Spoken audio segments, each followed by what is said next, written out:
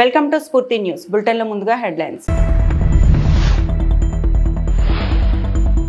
Nuisance చేస్తే జైల్లో వేస్తాం, డ్రామాలాడితే తడాకా చూపిస్తాం, సీఎం చంద్రబాబు వార్నింగ్.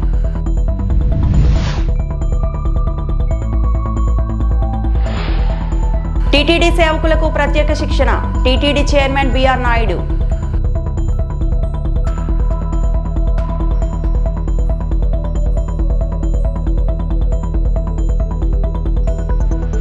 నాంపల్లిలో కోర్టుకు హాజరైన అక్కినేని నాగార్జున, నాగచైతన్య. న్యూసెన్స్ చేస్తే జైల్లో వేస్తాం, డ్రామాలాడితే తడాకా చూపిస్తాం, సీఎం చంద్రబాబు వార్నింగ్. ఏపీలో తాజా రాజకీయ పరిణామాలపై ముఖ్యమంత్రి చంద్రబాబు ప్రత్యేక మీడియా సమావేశం నిర్వహించారు. ఈసారి డిఫరెంట్గా ఫుల్ ఖుషీగా నవ్వుతూ హుషారుగా ప్రెస్ కాన్ఫరెన్స్లో మాట్లాడారు. వివిధ అంశాలపై ప్రసంగించిన చంద్రబాబు గతంలో ఎన్నడూ లేని విధంగా వైసీపీపై కన్నెర చేశారు. జగన్ టార్గెట్గా పలు ఇంట్రెస్టింగ్ కామెంట్స్, వార్నింగ్లు ఇచ్చారు. ప్రధానంగా వైసీపీ ప్రతిపక్ష హోదా అంశంపై ఏపీ సీఎం చంద్రబాబు కీలక వ్యాఖ్యలు చేశారు. ప్రతిపక్ష హోదా ఎప్పుడు ఇస్తారో, ప్రజాస్వామ్యం అంటే ఏంటో తెలుసుకోవాలని మాజీ సీఎం జగన్కు సూచించారు. వైసీపీ అసత్య ప్రచారాలపైన సీఎం చంద్రబాబు సీరియస్ వార్నింగ్ ఇచ్చారు. ఇక 2 రోజుల క్రితం పులివెందుల పర్యటనలో ఉల్లి, చీనీ పంటల రైతుల సమావేశంలో మాజీ సీఎం జగన్ చేసిన కామెంట్స్పై చంద్రబాబు ఫైర్ అయ్యారు. గత ప్రభుత్వంలో పులివెందులకు నీళ్లు కూడా ఇవ్వలేకపోయారంటూ జగన్పై సెటైర్లు వేశారు. డ్రామాలాడితే తడాకా అంటే ఏంటో చూపిస్తామని హెచ్చరించారు. కావాలని కొంతమంది రెచ్చగొడితే ఎవ్వరు కూడా సంవేదన పాటించండి. వాళ్ళ కార్యకర్తలు వస్తే ఎట్లా హ్యాండిల్ చేయాలో చేస్తాం. రైతుల ముసుగులో వైఎస్ఆర్ కాంగ్రెస్ పార్టీ కార్యకర్తలు వచ్చి రాజకీయం చేయాలంటే మాత్రం కబద్దార్, జాగ్రత్తగా ఉండండి. మర్యాదగా చెప్తున్నా. మీరేమనుకుంటున్నారంటే మీరు నేరాలు ఘోరాలు చేసి యువతలపైన వేసి తప్పించుకోవాలని ప్రయత్నం చేస్తున్నారు. ఎంత నీచంగా ఉన్నారంటే వాళ్ళు చూస్తే వీళ్ళు మనుషుల పశువుల మనం చెప్పలేని పరిస్థితి. కుప్పంలో మొన్నే నేను ఇనాగ్రేట్ చేశాను. నేను అక్కడి నుంచి రాకమునిపే నేను వెళ్ళిపోతాను, నీళ్లు రావు అని మాట్లాడే పరిస్థితి వచ్చారు. ఒక పంపు 3 గంటలు టెక్నికల్ ప్రాబ్లం వచ్చింది. ఇమ్మీడియట్గా పంపుని రీప్లేస్ చేశారు. ఇప్పుడు కూడా పెడుతున్నారు. కాలువలు ఎండిపోయినాయి, నీళ్లు రావడం లేదు, మోసం చేశారని. అంటే ఏమనుకుంటున్నారు మీరు? సోషల్ మీడియా ఉందని మీ ఇష్టానుసారంగా వాగితే మీ సమాధానం ఇవ్వాలన్నిటికీ. అలాంటి వాళ్ళని ఏం చేయాలనో పగడ్బందీగా ఆలోచిస్తాం. వాస్తవాలు రాసే వాళ్ళని వాళ్ళు ఏదైనా రాస్తే తప్పుంటే కరెక్ట్ చేసుకుంటాం. తప్పుడు వార్తలు రాస్తే మాత్రం కబద్దార్, జాగ్రత్తగా ఉండండి. మీరు వేయడం మీ ఫేక్ న్యూస్ అని పెట్టుకోవాలన్నా బుద్ధి జ్ఞానం లేదు మీకు? ఏమనుకుంటున్నారు మీరు? ప్రతిరోజు ఏదో ఒకటి పెట్టి ప్రజల అటెన్షన్ డైవర్ట్ చేసి కావాలని ఫేక్ న్యూస్ అంతా పెట్టే పరిస్థితికి వచ్చారు. అందుకే నేను చెప్పాను, ఈ ఎర్రా వాసు, ఎర్రా రామూర్తి, చీలి వెంకటేశ్వరరావు, కోలాంటి ఈశ్వరరావు వీళ్ళంతా వైఎస్ఆర్ కాంగ్రెస్ వాళ్ళు. మీరు రాజకీయాలుంటే మీ ఇంట్లో చేసుకోండి. ప్రభుత్వం దగ్గర మాత్రం తోక తిప్పితే తోక కట్ చేస్తాం. ఇంకొక ఆయన మాట్లాడతాడు, అక్కడేదో విశాఖపట్నం రైల్వే మనం స్టీల్ ప్లాంట్ ప్రైవేటైజ్ చేస్తే పోరాడతాడంట. ఎవరు చెప్పాడా నేను పోరాడమని? ఎవరు ప్రైవేటైజ్ చేస్తారా? డెఫినెట్గా కొన్ని గవర్నమెంట్లన్నీ కూడా కొన్ని సర్వీసులు అవుట్సోర్సింగ్ చేసుకుంటారు సమర్థత పెంచడానికి. అది నెపం పెట్టి ఇష్టానుసారంగా మాట్లాడడం. 12,000 కోట్ల రూపాయలు కేంద్రం ఇచ్చి ఈరోజు మళ్ళీ విశాఖపట్నం స్టీల్ ప్లాంట్ రివైవ్ చేసే ప్రయత్నం చేస్తే తెలుగు వారి ఆత్మ గౌరవాన్ని కాపాడితే. విజయవాడ జలవనరుల క్యాంప్ ఆఫీసులో పోలవరం ఎడమ ప్రధాన కాలువ పనులు, పోలవరం పునరావాస పనులు సమీక్ష అధికారులతో నిర్వహించారు. ఈ సమీక్షలో జలవనరుల శాఖ ప్రత్యేక కార్యదర్శి G Sai Prasad, R&R commissioner Ramasundar Reddy, నీటిపారుదల సలహాదారు వెంకటేశ్వరరావు, ఈఎన్సీ నరసింహమూర్తి, ఆయా ప్రాజెక్టుల ఎస్ఈలు, ఈఈలు, ఏజెన్సీల ప్రతినిధులు మరియు ఇతర సీనియర్ అధికారులు పాల్గొన్నారు.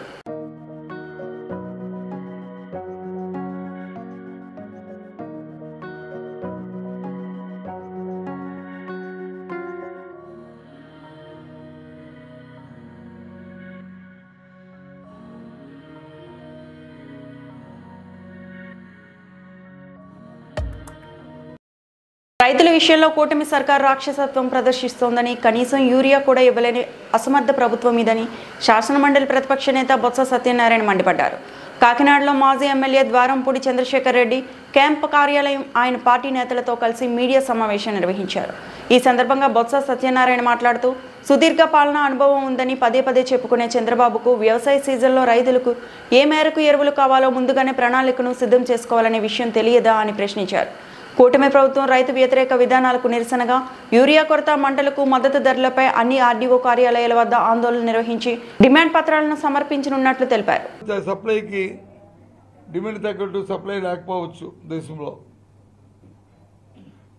మనకు ఉత్పత్తి లేకపోవచ్చు ఫెర్టిలైజర్స్, కానీ ఇంపోర్ట్ చేసుకున్న మరి ఈ దేశంలో ఈ రాష్ట్రంలో ఉన్న ప్రభుత్వం కూటమి ప్రభుత్వమే కదా, మరి వాళ్ళ ప్రభుత్వమే కదా. మరి దేశంలో మిగతా రాష్ట్రాల్లో ఏ రకంగా మరి అవి ఫుల్ఫిల్ చేస్తున్నారు బీజేపీ వాళ్ళ రాష్ట్రాల్లోనూ, మరి ఇక్కడ ఎందుకు జరగట్లేదు? అధికారం స్వార్థం ఉండి మరి ఆ నార్థన్ స్టేట్స్లో ఏ విధంగా దొరుకుతున్నాయి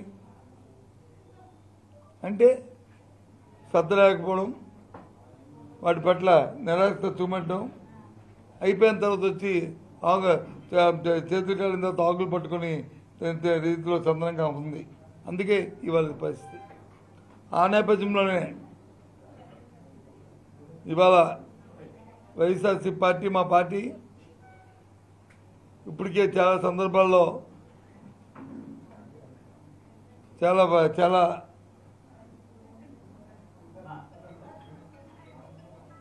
ప్రాంతాల్లో ఈ రైతులతో కలిసి యూరియా గురించి ఇప్పటికీ చాలా అధికారులను కలవడం, వాళ్ళ మీద ఒత్తిడి చేయడం చేస్తూ ఉన్నాం. అయినప్పుడు కామన్గా రాష్ట్రం అంతా కూడా రేపు 9వ తేదీ నాడు అన్ని ఆర్డీఓ ఆఫీసుల్లోనూ రైతాంగంతో రైతు సంఘాలతో కలిసి రైతుల కోసం యూరియా తాలూకా డిమాండ్ మీద వెంటనే ఫుల్ఫిల్ చేసి అందుబాటులో తేవడానికి ఒక కార్యాచరణ రూపొందించి 9వ తేదీన ఆర్డీఓ ఆఫీసులకి వినతి పత్రాలు ఇవ్వాలని మనం నిర్ణయించాం. మీ ద్వారా ఇప్పటికే ప్రకటించాం, మళ్ళీ ఈ విషయాన్ని చెప్తున్నాం. ఎందుకంటే సమయం ఇచ్చాం చాలా దగ్గర, గత 15 రోజులుగా దీని మీద మేము టీటీడీ సేవకులకు శిక్షణ ఇచ్చేందుకు ప్రత్యేక కార్యక్రమం అమలు చేస్తున్నట్టు టీటీడీ చైర్మన్ బీఆర్ నాయుడు తెలిపారు. టీటీడీ ఆధ్వర్యంలో ఆసుపత్రిలో సేవ చేసేందుకు అవకాశం కల్పిస్తున్నట్లు చెప్పారు. శ్రీవారి సేవా ట్రైనర్ పేరుతో 3 రోజుల పాటు శిక్షణ ఇవ్వనున్నట్లు ప్రకటించారు. సేవ కోసం వచ్చే వారికి కనీసం డిగ్రీ అర్హత ఉండాలని, గతంలో సేవలు చేసిన అనుభవం ఉంటే చెప్పవచ్చన్నారు. వాలంటీర్లు ఇవాళ నుంచి దరఖాస్తు చేసుకోవచ్చని చెప్పారు. తర్వాత director planning, government of Andhra Pradesh, ఈ కొన్ని డిపార్ట్మెంట్లు కలిసి ఈ శ్రీవారి సేవకులకి, అందులో సూపర్వైజర్లు కానీ మిగిలిన వాళ్ళందరూ కూడా ట్రైనింగ్ ఇవ్వాలనే ఉద్దేశంతో ట్రైనింగ్ ప్రోగ్రాం చేపట్టాలనేది ఆలోచన చేస్తున్నాం. వారి ఆధ్వర్యంలో సంయుక్తంగా శిక్షణ ఇచ్చి శ్రీవారి భక్తులకి మెరుగైన సేవలు ఎలా అందించాలి, ఏం చేయాలి, ఇంకా మెరుగైన సేవలు ఎలా ఇవ్వాలి అనే దాని మీద వాళ్ళకి 3 రోజులు 5 రోజులు ట్రైనింగ్ ఇచ్చి వాళ్ళని తర్వాత సేవలకి ఉపయోగించుకునే అవకాశం గురించి ఆలోచన చేస్తున్నాం.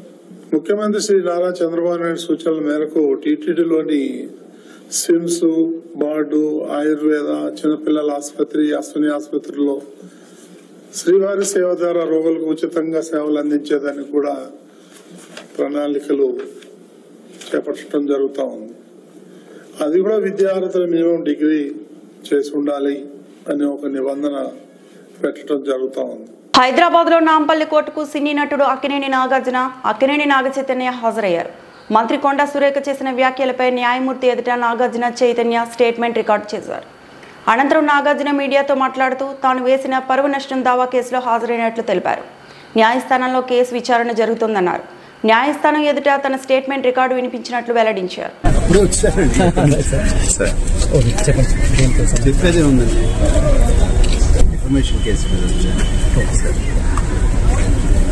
ఏదైతే ఉంది it's in the law of the court. Now it is up to them to decide. భారత రాష్ట్ర సమితి నుంచి ఎమ్మెల్సీ కల్వకుంట్ల కవిత సస్పెన్షన్ ను స్వాగతిస్తున్నామని జనగామ ఎమ్మెల్యే పల్లా రాజేశ్వర్ రెడ్డి అన్నారు. పార్టీ కార్యకర్తల అభిప్రాయం మేరకు అధిష్టానం నిర్ణయం తీసుకుందన్నారు. పార్టీకి వ్యతిరేకంగా ఎవరు మాట్లాడినా చర్యలు తప్పవన్నారు. కవిత కాంగ్రెస్ పార్టీ ఉచ్చులో చిక్కుకుందన్నారు. ప్రాంతీయ పార్టీలను చీల్చి వారి కుటుంబాల్లో చిచ్చు పెట్టడం కాంగ్రెస్ పార్టీ అని ఆరోపించారు. భారత రాష్ట్ర సమితి ఒక కీలక నిర్ణయం తీసుకున్నది. పార్టీ అధ్యక్షులు కల్వకుంట్ల చంద్రశేఖరరావు గారి ఆదేశం మేరకు పార్టీ ఎమ్మెల్సీగా ఉన్న కవిత గారు గత కొన్ని రోజులుగా పార్టీ వ్యతిరేకంగా మాట్లాడడం, కాంగ్రెస్ పార్టీ ఉచ్చులో పడడం, కాంగ్రెస్ పార్టీ చెప్పినట్లే నడుచుకోవడం, పార్టీ సీనియర్ నాయకుల మీద అనవసరమైన బాధ్యతారహితమైన ప్రకటనలు చేయడం, పార్టీ యావత్తు నాయకులు కార్యకర్తలు ఆందోళనకు గురి కావడం, 60 లక్షల మంది సభ్యులు కలిగి ఉన్న భారత రాష్ట్ర సమితిలో ప్రతి ఒక్కరికి కూడా వారికి ఎంత హక్కు ఉన్నదో అంతే హక్కు ఉంటుంది. కాబట్టి ఇలా భారత రాష్ట్ర సమితి కార్యకర్తల యొక్క మనోభావాలు దెబ్బతినకుండా ఉండాలని వారి ఆందోళనని గమనించి ఇవాళ యావత్తు పార్టీ ర్యాంక్ అండ్ ఫైల్ కోరుకున్న విధంగా ఇవాళ భారత రాష్ట్ర సమితి నుండి కల్వకుంట్ల కవిత గారిని సస్పెన్షన్ చేస్తూ ఆర్డర్స్ ఇవ్వడం జరిగింది. ఇది యావత్తు రాష్ట్ర పార్టీ యంత్రాంగం బాధతో తీసుకున్న నిర్ణయమైన పార్టీకి ఆందోళన కలిగించే విధంగా, పార్టీని కించపరిచే విధంగా తీసుకున్న నిర్ణయాన్ని మొత్తం నాయకులు కార్యకర్తలు చెప్పిన కేసీఆర్ గారు విన్న తర్వాత కేసీఆర్ గారు సస్పెండ్ చేస్తూ నిర్ణయం తీసుకోవడం జరిగింది. ఈ నిర్ణయంతో పార్టీ అనేదే ముఖ్యం. పార్టీ ముందు తన కూతురైనా దగ్గర బంధువులైనా ఎవరైనా కూడా సమానమే అని చెప్పేసి ఈరోజు చెప్పడం జరిగింది. కాంగ్రెస్ పార్టీకి అలవాటు భారతదేశంలో ఇప్పటి వరకు అనేక ప్రాంతీయ పార్టీలలో కుటుంబాలలో చిచ్చు పెట్టింది కాంగ్రెస్ పార్టీ. అది తమిళనాడు ఉదాహరణ తీసుకున్నా, కర్ణాటకలో జేడీఎస్ ఉదాహరణ తీసుకున్నా, లేక ఇతర పార్టీలలో ఎక్కడ తీసుకున్నా కూడా ప్రాంతీయ పార్టీల్లో కుటుంబాలు ఉన్నప్పుడు ఆ కుటుంబాల్లో చిచ్చు పెట్టడం అనేది కాంగ్రెస్ పార్టీకి వెన్నతో పెట్టిన విద్య. ఇవాళ ఇక్కడున్న కాంగ్రెస్ పార్టీ కూడా దురదృష్టవశాత్తు వారి యొక్క దుశ్చర్యలకు కవిత లోన్ కావడం, మా పార్టీని బలహీనపరిచే విధంగా చూడడం, దానిని యావత్తు నాయకులు కార్యకర్తలు కూడా కేసీఆర్ గారికి పార్టీ నాయకత్వానికి చెప్పినప్పుడు తప్పనిసరి పరిస్థితుల్లో బాధాకరంగానే ఈ నిర్ణయం తీసుకున్నారు. ఇక్కడ ఇలా ఈ జనగామ నియోజకవర్గంలో జరుగుతున్న యావత్తు నాయకులు కార్యకర్తలు కూడా మీరు చూసిండ్రు, ఇదే అభిప్రాయం వ్యక్తం చేసిండ్రు. వాటి పార్టీ శ్రేయస్సు దృష్ట్యా, తెలంగాణ శ్రేయస్సు దృష్ట్యా వారు తీసుకున్న నిర్ణయాన్ని మేము ఆహ్వానిస్తున్నాం. ఈ చర్యతో ఇంకెవరన్నా కూడా టీఆర్ఎస్ ఎమ్మెల్సీ కవిత ఇటీవల చేసిన వ్యాఖ్యలపై మాజీ మంత్రి నిరంజన్ రెడ్డి స్పందించారు. ప్రెస్ మీట్ ముగింపు సమయంలో ఆయన మాట్లాడుతూ హరీష్ రావు పార్టీ కోసం చేసిన కృషిని గుర్తు చేశారు. నిరంజన్ రెడ్డి మాట్లాడుతూ బ్రహ్మం గారికి సిద్ధయ్య లాంటి వాడు హరీష్ రావు. పార్టీ పెట్టే సమయంలో జెండాకు రంగు కోసం బేగం బజార్కు వెళ్లి తెచ్చినవాడే హరీష్ రావు. ఎన్నికల సమయంలో పత్రికలు వేసుకుని పడుకున్న వారిలో ఆయన కూడా ఒకరు. అలాంటి వ్యక్తి రేవంత్ రెడ్డి కాళ్ళు పట్టుకుంటాడా అని ప్రశ్నించారు. ఉమ్మడి ఆంధ్రప్రదేశ్ రాష్ట్ర రాజకీయాల నుంచి తెలుగుదేశం అనేటువంటి పార్టీ అంతర్ధానం కావడానికి, అంతరించిపోవడానికి విదరవే అంటారు ఆంగ్లంలో దాన్ని. చారిత్రక కారణాలు ఉన్నాయి. ఆ కారణం, ప్రధాన కారణం తెలంగాణ అభిలాషను గౌరవించకపోగా తెలంగాణకు వ్యతిరేకంగా నిలబడ్డందుకే చంద్రబాబు నాయుడు గారి పార్టీని అప్పటిదాకా ఆ పార్టీలో ఉన్న వాళ్ళు సైతం బయటికి వచ్చి తెలంగాణ వ్యాపితంగా, అలాంటి వాళ్ళం కూడా గతంలో తెలుగుదేశంలో పనిచేసిన వాళ్ళమే, తెలంగాణ అభిలాషలకు అనుగుణంగా ఎప్పుడైతే లేదో, ఇది మేము మాదనుకున్నటువంటి పార్టీ, మా ప్రాంతం గురించి వీళ్లకు పట్టింపు లేదు, మా ప్రాంతానికి వ్యతిరేకులు వీళ్ళు అనేది అర్థమైనాకనే తెలంగాణ సమాజం నుంచి ఆ పార్టీకి పాత్ర పోషించే అవకాశం లేకుండా దాన్ని పరిమితం చేసినారు ఆంధ్రప్రదేశ్కి, ప్రస్తుత ఆంధ్రప్రదేశ్కి. అది చరిత్ర అందరికీ తెలిసిందే. తెలుగుదేశం అనేటువంటి పార్టీ పుట్టుకనే కాంగ్రెస్ విధానాలకు వ్యతిరేకంగా పుట్టిందని ప్రకటించుకున్నటువంటి పార్టీ అది అన్నాడు. అదేవిధంగా కాంగ్రెస్ రాజకీయ చరిత్ర మీద కానీ, కాంగ్రెస్ పాలన మీద కానీ, సుదీర్ఘ పాలన మీద కానీ, ఎమర్జెన్సీ లాంటి అరాచకాల మీద కానీ, ఇతరేతర అరాచకాల మీద కానీ, ఇతరేతర కుంభకోణాల మీద కానీ దేశవ్యాప్తంగా అతి ఎక్కువగా మాట్లాడింది ఆనాడు టీడీపీ.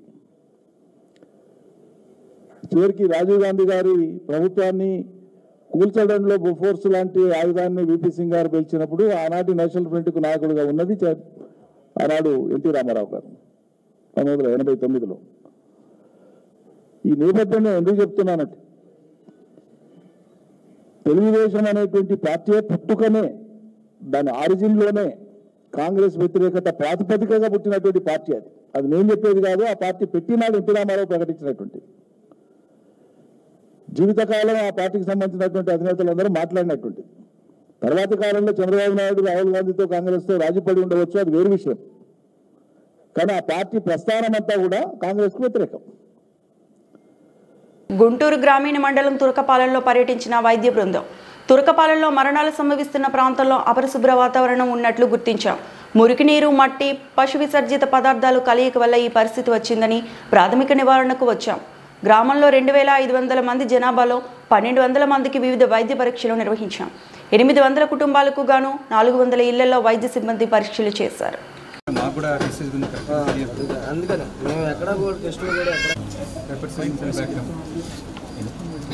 So nitrocyanid కంటే కూడా cephalosporin sulfate no that we commonly use in surgeries to prepare purpose. And there abscesses are formed like skinny capsules, subcutaneous abscesses, abscesses of the brainstem, abscesses of the cerebellum and sir ఒక చిన్న interview sir 1 to 1 ఒక చిన్న. అందరికీ నమస్కారం. ఇవాళ మన health minister గారు Shri Satyakumar sir ఆదేశాలతోనూ, మన ప్రిన్సిపల్ సెక్రటరీ గారు శ్రీ కృష్ణబాబు సార్ ఆదేశాలతోనూ ఇలా తురకపాలెం గ్రామానికి వచ్చి ఇక్కడ ఎందుకు మరణాలు సంభవిస్తున్నాయి, దానికి సంబంధించిన కారణాలుగా గత కొన్ని రోజులుగా జరుగుతున్న పరీక్షల్లో ఏవి జరుగుతున్న ఫీల్డ్ లెవెల్ అసెస్మెంట్ కోసం ఒక టీం రావడం జరిగింది.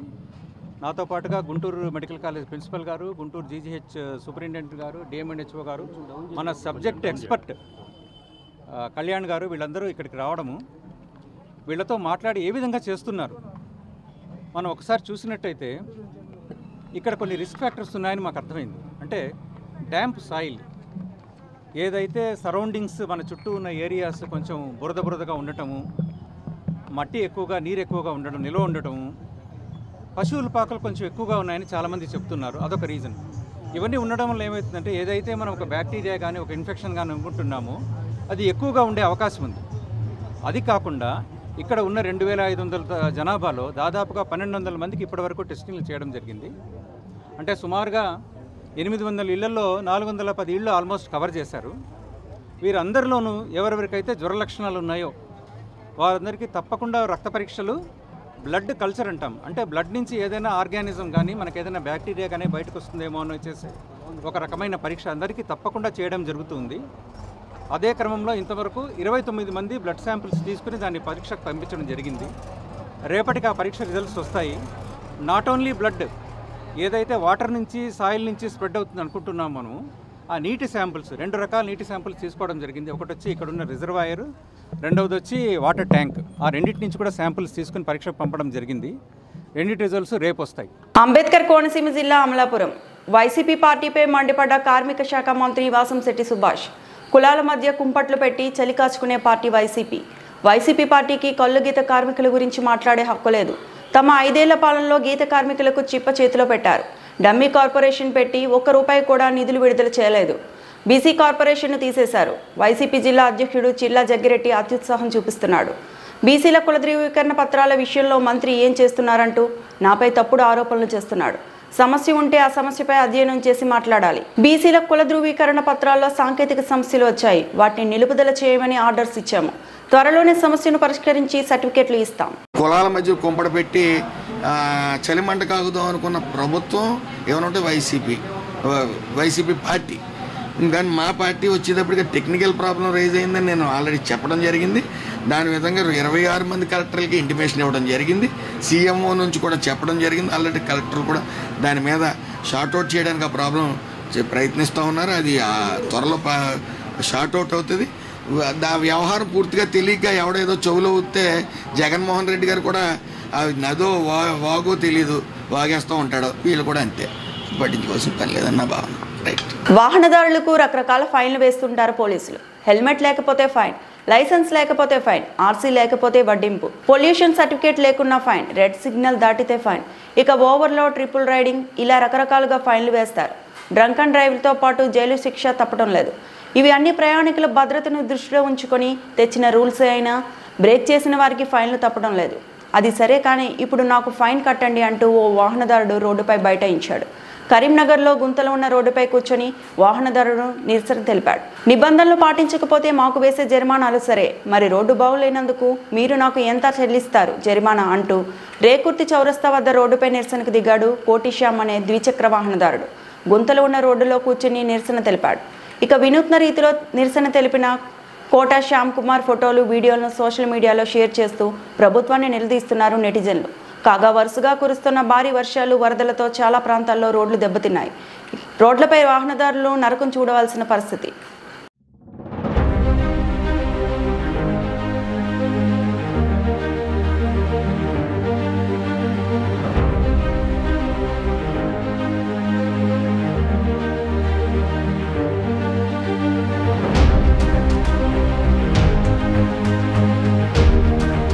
ఈ వార్తలు ఇంతటితో సమాప్తం.